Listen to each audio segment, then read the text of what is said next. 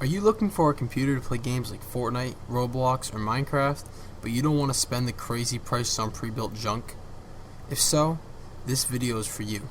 Today, I put together a computer for the low price of $216. And the best part is, you can do it too. Let's go over the parts. The motherboard we went with is a motherboard from an HP Pro 3500 desktop.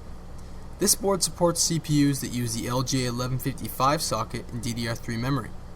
One very important thing about these boards that I had to learn the hard way is that they do not support the K variant of these Intel CPUs.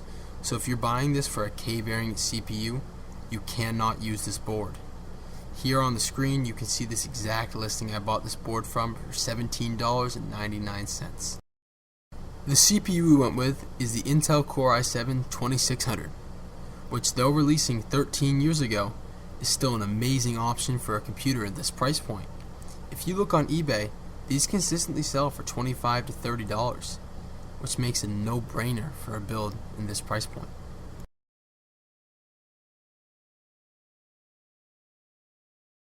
To cool the processor, we went with the Vitro V5. This cooler is impressive. For the price of $23, you get a 140mm ARGB fan and 5 copper heat pipes. Here on the screen I put up the exact listing I buy these from. Guys, these are the best CPU coolers in this price point.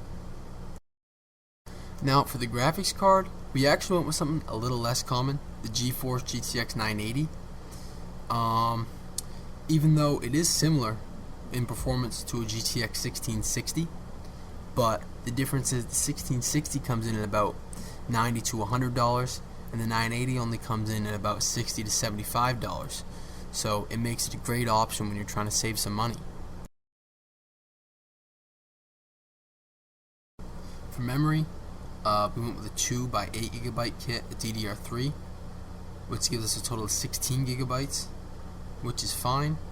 Bumping the memory up to 32GB would be great, but this board only has 2 RAM slots, so 16 is going to have to be. These kits consistently sell on eBay for under $20. For storage, we did the good old thing of grabbing an SSD, throwing a hard drive with it. In this case, we were booting off a 128GB SanDisk SSD, and then we have a 2TB Seagate Barracuda, which is old and loud and slow, but it doesn't really matter when all you're storing on it's games. And then the SSD sells for around $10 and the hard drive around $20. So for $30, you're getting a decent amount of storage for a bargain.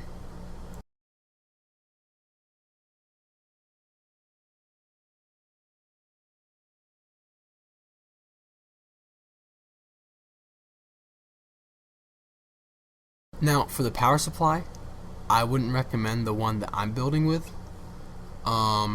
Deciding it's a Cooler Master RS550, which is a 550 watt unit from 2010. And though I've had no issues with mine, I wouldn't recommend buying it, but I would actually recommend buying the one up on the screen, which is the Thermaltake TR2 500 watt. And even though it has 50 less watts, it's newer and it's more reliable and only sells for around $30. Finally, for the case, we chose the Sama Q5 ARGB in its black variant. Personally, I love this case as it features 3 ARGB fans, all controlled by a hub mounted in the case, and a real tempered glass side panel, unlike the acrylic ones that just scratch looking at them the wrong way. And I think they look amazing, and they're always under $60 on Newegg, so they're a great budget option for a case. Now, with enough talking, let's finally get into building this computer.